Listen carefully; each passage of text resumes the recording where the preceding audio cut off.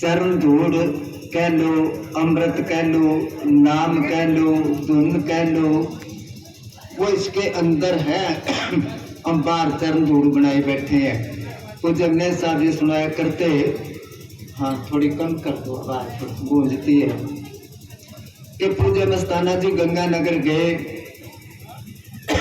सत्संग करके जब संगत के साथ बातें कर रहे थे तो एक प्रेमी था, उसने जात चारण रखे, वहां से थोड़ी माटी उठा के ऐसे कर ली।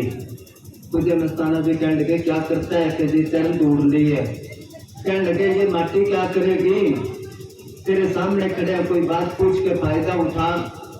तो संतों की उस चरण धूड़ को भी नमस्कार है, मगर जिससे वो कहते तकदीर बदल जाए, अगर इस चरण धूड़ से तकदीर बदले तो कौन भजन बंदगी करे। जागा संतों ने चरण रखे हैं, वो अपना ले जाए उठा के बदल ले तकदीर नहीं, वो चरण धूड़ है इसके अंदर। अगर कोई पूरा संत नाम दे, आज के जमाने में नाम जो है लफ्ज, पूज्य मस्ताना जी ने कहा दुनिया लफ्ज जब के मर गई, नाम का पता ही नहीं चला। ईंट उठाओ तो नाम देने वाला नीचे निकलता है, गुरु निकलता है नहीं। ताकत नाम में नहीं है, ताकत संत में है। कोई लफ्ज बता दे, उसका बताया काम करेगा। और आजकल बैठो कठो नाम दियो के फलाने संत के 13 लोग के नाम है, नाम तो मारो बड़ो है, नाम को इंची टेप से पीछे से नापा जाता है कि छोटा बड़ा। इस करके नाम में है वो चरण जुड़े इसके अंदर, मगर वो तो कोई मांगता ही नहीं। कहते कोई संत 30 साल किसी गांव में रहे, सत्संग करते रोज। एक दिन एक आदमी आके कहने लगे संत जी आपको 30 साल हो गए यहाँ रहते, कितने आदमियों को सचखंड ले गए 30 साल में। वो कहने लगे तू ऐसा कर, कागज और पेन ले ले और लिस्ट बना के ले गांव में कौन कौन सचखंड जाना चाहता है। वो गया गांव में, कुछ बच्चे खेल रहे थे, उनको पूछा सचखंड जाना है के। वो कहने लगे तेरा दिमाग खराब है, हम तो अभी खेलने की उम्र है, सचखंड जाने की उम्र है। उसके बाद कुछ जवान थे, उनको पूछा ये सचखंड चलना है क्या आपने। वो कहने लगे अब तो ऐश करने की उम्र है, अभी सचखंड के करांगे जाके। उसके बाद आगे गया, कुछ बुजुर्ग ताश खेल रहे थे, उनको क्या सचखंड चलना है के। वो कहने लगे तू पागला के थोड़ी देर मिली है ताश खेलना के सचखंड। आखिर को जब कोई तैयार नहीं होया, उस आदमी ने सोचा अगर मैं संत के पास चला गया तो मेरे को ना के देवे तब तू चल फिर सचखंड। वो गया ही नहीं। संत कहने लगे वो आदमी नहीं आया, चलो अपा चलना उसके पास। उसके साथ चल पड़े, साथ में चले थे। उसके घरवाली ने दूर से देखा कि आज तो अपने घर संत आ रहे हैं। वो समझ गया मेरे पास आ रहे हैं सचखंड जान, दीवार छाल मार के भाग गया। वो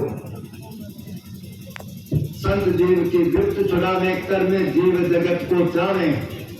सतगुरु तेरे चरणों की अगर धूल ही मिल जाए, सच कहता हूँ बस मेरी तकदीर बदल जाए। हम तकदीर बदलने कहते हैं, किसी के लाड निकल गई तो कहते भाग खुल गए, नौकरी मिल गई तो कहते तकदीर बदल गई। नहीं, इसको तकदीर बदलने नहीं कहते। तुलसी साहब ने लिखा है संत समागम हर कथा तुलसी दुर्लभ दो, दुर्लभ मुश्किल है। संगारा सुत लक्ष्मी तो पापी के भी होए। तकदीर बदलने किसको कहते हैं? संत समागम हर कथा तुलसी दुर्लभ दो, जब कृपा राम की ताहे प्राप्त होए। जब पर मालिक की दया मेरा भजन बंदगी वो करता है, और वो सतगुरु उसको अपने घर दुख दुख से हम 84 लाख दिया दूर में धक्के खाते आ रहे हैं। तो ये चक्कर काट के सतगुरु अपने देश में ले जाता है। सुनता हूँ तेरी रहमत दिन रात बरसती है, एक बूंद मिले मुझको। दिन रात अगर रहमत बरसती है तो एक बूंद मिलती क्यों नहीं? दिल की कली खिल जाए। अब तो सबकी दिल की कली मुरझाई है। एक दूसरे को मिलते सुना भी के अलग के पूछा कि मौज करा ठाठ हो रहे हैं।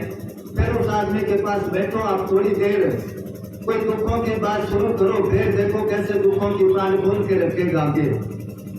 तो सारी दुनिया ही दुखी है, कोई ज्यादा तो कोई कम है। कुछ लोग जमाने में ऐसे भी होते हैं जो महफिल में हंसते हैं, तन्हाई में रोते हैं। सबको दुख है। सुखी कौन है? जो मालिक की भजन बंदगी करता है। हाँ जी, मानव है बड़ा कौन? ये मन है बड़ा चंचल, कैसे तेरा नाम जपूं। ये मन है बड़ा चंचल, कैसे तेरा नाम जपूं। जितना इसे समझाऊं, जितना इसे समझाऊं, उतना ही बदल जाए। जो अमृत बरसता है, मन उधर जाने नहीं देता इसको। मन है बड़ा चंचल, सिमरन में नहीं लगता। कबीर साहब ने लिखा है, साधु ये मन है बड़ा जालिम, और जिसका मन से काम करो है किसी को है मालूम। पूजन्य साहब ये क्या करते हैं? ये मन अभ्यासियों को रुआ देता है। जब सिमरन पर बैठता है, सारा दिन का जो है सारा सीन इसके आगे आके लाके ढेर लगा देता है। उधर लगता ही नहीं मन। अब अपने को ये नहीं पता मन बैठा किस जगह पर है किसी को पता? बात तो अपन मन की करते हैं, मगर ये नहीं पता बैठा किस जगह पर है। संतों को पता है। पूजन्य साधु क्या करते हैं? जब वो परमात्मा संतों के रूप में आता है, रास्ते में ब्रह्म का देश है, उस जगह से मन साफ मिल जाता है संतों के, और कोशिश करता है गिराने की, मगर वो तो इसके काबू नहीं आते। कहते हैं इब्राहिम का सुना करते पूजन्य साहब जी कि वो संत था, सबको पता ये बात से छोटी थी। अब कहीं जा रहे थे वो, और बहुत ज्यादा पब्लिक थी उन दिनों में, पैदल चला करते। मन कहने लगा, देख कितनी इज्जत है, कितनी पब्लिक है मेरे साथ। वो संत समझ गए कि मन अपनी चाल खेल रहा है। मन को कहने लगे, कोई नहीं तेरी इज्जत कराता हूं मैं। संगत को क्या आस्ते आस्ते आना तुम, और खुद वहां से दौड़ना शुरू कर दिया। जहाँ सत्संग थे भागे जा रहे हैं।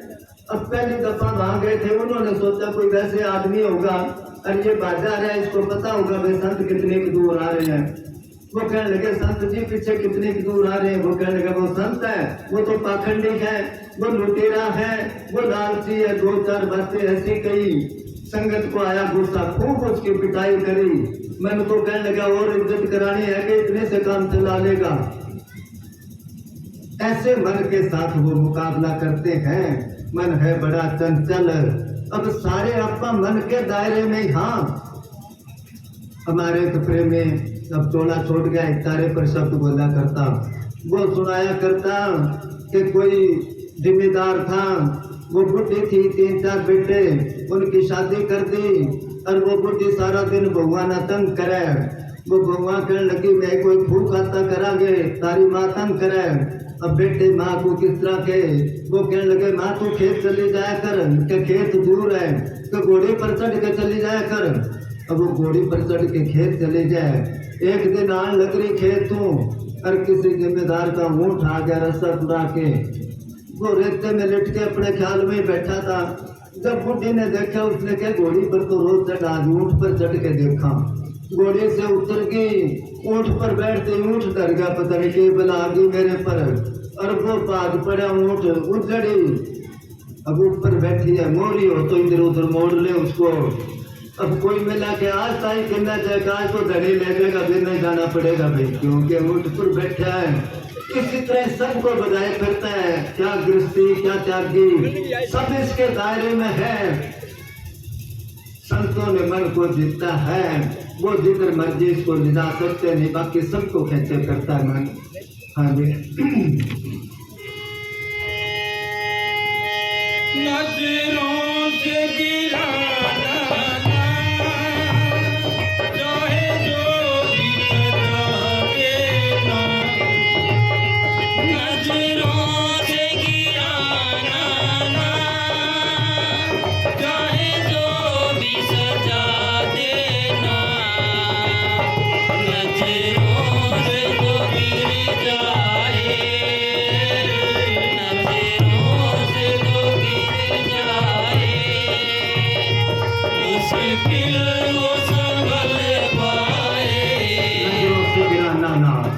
नजरों से बुल्ले शाह को गिरा दिया था ना, उसके गुरु ने, शाह नायक ने, थोड़ी सी बात पर नाराज हो गए। कहते हैं बुल्ले शाह के परिवार में शादी थी, वो अपने गुरु को क्या भी आप आओ जी शादी में। उन्होंने अपना एक सेवादार भेज दिया, वो था छोटी जात का। अब उन्होंने क्या, मैं इतनी बड़ी जात के, उसको एक कमरे में बिठा दिया, एक बर्तन दे दिया, इसमें खा लिया कर, अपने पास ही रखा कर। वो गुरु के हुक्म से गया था, 2-3 दिन रहा, वो आ गया। जब गुरु ने पूछा भी कैसा, उन्होंने सारी हाल बता दी। अब बुल्ले शाह के अंदर जो नजारे आते थे गुरु ने बंद कर दिए। वो नाराज हो गया, अभी मेरा रूप तो नहीं समझा इसने। अब गुरु ने जब अंदर पर्दा बंद करा, खोले कौन? बुल्ले शाह को पता चल गया कि गुरु मेरे पर नाराज हो गया। वो जाए तो उसका बंद कर दिया डेरे में आना। उसके बाद उसने 12 साल नाचने गाने वालों की सेवा करी, और वो जो है नाचना गाना सीख के वेश बदल के गुरु के आगे नाचा। जब नाचा, नाचते नाचते शाहनाद कहने लगा, तू गुल्ला है कि नहीं? जी मैं गुल्ला हूँ। बोल गलती हो गई थी, नजरों से गिराना ना।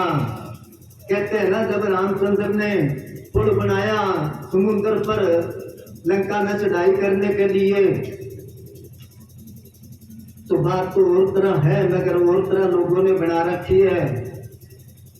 नल और नील 2 थे, उनको श्राप लगा था ऋषियों मुनियों का भी जो पानी में समुद्र में चीज गिर देंगे वो डूबेगी नहीं।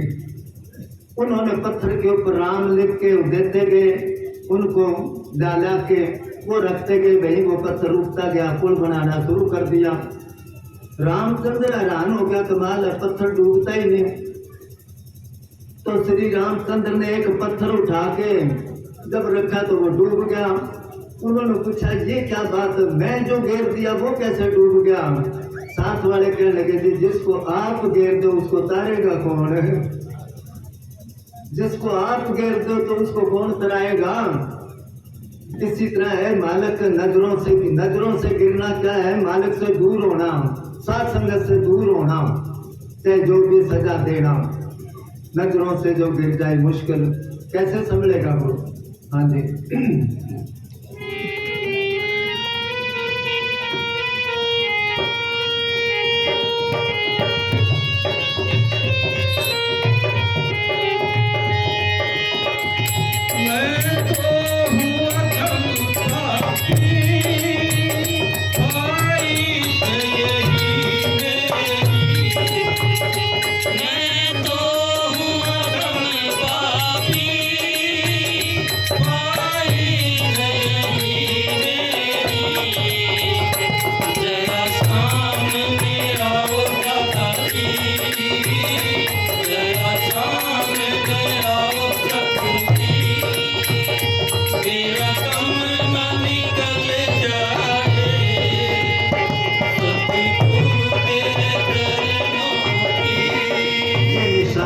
प्रेमियों की वो कहता है मैं पापी हूँ, मैं गुनाहगार हूँ। आपा कहते हैं कि हमारे अब तो वो चौड़ा छोड़ गया, दस्ताना जी के टाइम का उसमें किताबों में जिक्र आया करता है।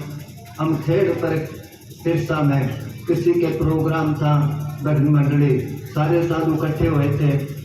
हम बैठे थे तो चाह जब आई तो मैं कह लो महात्मा जी चाह पी लो। वो कहने का खबरदार है महात्मा, क्या मैं कुत्ता हूँ, कुत्ता क्या करो, चलो चाह पी ली। जब हम जाके बैठे मैं ढोलक बजाने लगा तो माइक मेरे आगे था, वो साथ बैठे, मैं कहा कुत्ता साहब थोड़ा सा साइड पर होना थोड़ा। उसको तो बड़ा कि सारी जिंदगी तुमने तो शादी के साथ बता दी, तेरे को बोलने की समझ नहीं, कैसे बोला करते हैं। मैं तो कुत्ता साहब क्या है आपके तो हम अपने आप को तो कह लेंगे, अगर दूसरा कोई हमारा नुक्स कह दे तो एकदम कहेगा तेरा हूँ तो अच्छा हूँ मैं, कह देगा ना मैं हूँ तो अटल पापी। ये बात तो वो कमाई वाला कोई संत ही कह सकता है। हम प्रेम में तो बन रहे हैं, किसी ने बहुत अच्छा लिखे हैं, दिल में कुछ और, अमल और, कुछ जुबान पर और, घर में कुछ और, बाहर और, कुछ दुकान पर और, हर समय हर घड़ी होशियार नजर आते हैं, और प्रेमी तो करोड़ों में 2-4 नजर आते हैं।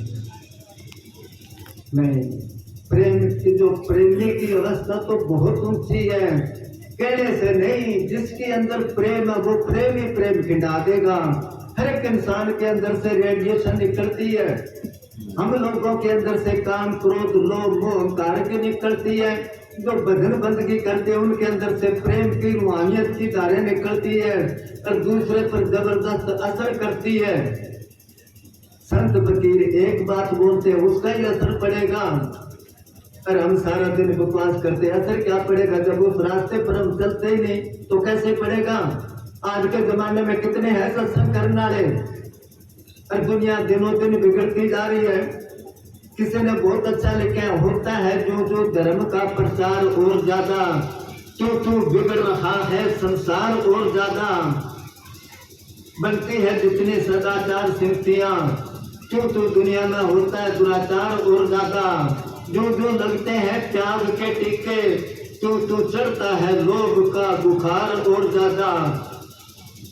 होता है ना, दुनिया सुधरती क्यों नहीं?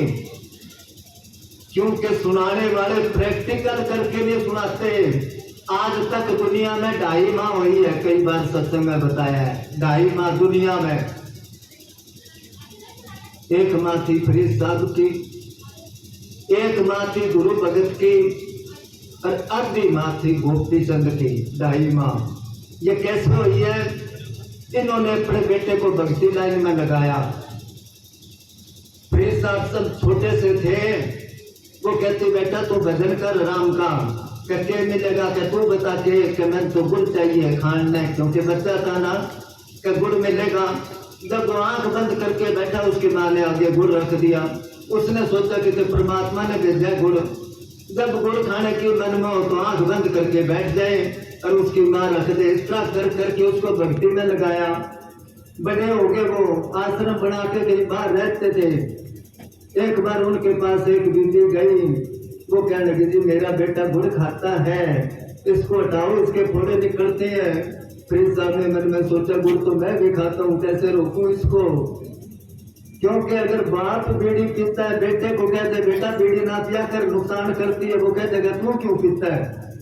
ना कहेगा, मन में जरूर आ जाएगा आप तो बीड़ी पीता है, मेरे को रोकता है। तो फरीद साहब ने क्या भाई 1 महीने बाद आना तू। 1 महीना उन्होंने गुड़ छोड़ा, और महीने बाद जब आई तो वो कहने लगा बेटा आज के बाद गुड़ ना खाना। वो कहने लगा जी नहीं खाऊंगा। कि ले जा भाई अब नहीं खाएगा। कि इतनी बात करनी थी तो उस दिन ही कह देते कि क्या तो देता, पर मेरा असर नहीं पड़ना था, क्योंकि मैं खुद गुड़ खाता था। तो आजकल के जो सत्संग करने वाले खुद गुड़ खाते हैं, समझो। दूसरों को कहते हैं क्या करोगे, तन पाड़ के आग में चला जाएगा, और खुद वो पिस्ते बादाम खा खा के पड़ रहे हैं, चाहे हल जोड़ लो उनको। दूसरों को कहते क्या करोगे, पैसा इकट्ठा करके छोड़ जाओगे, खुद दोनों हाथों से लग रहे हैं।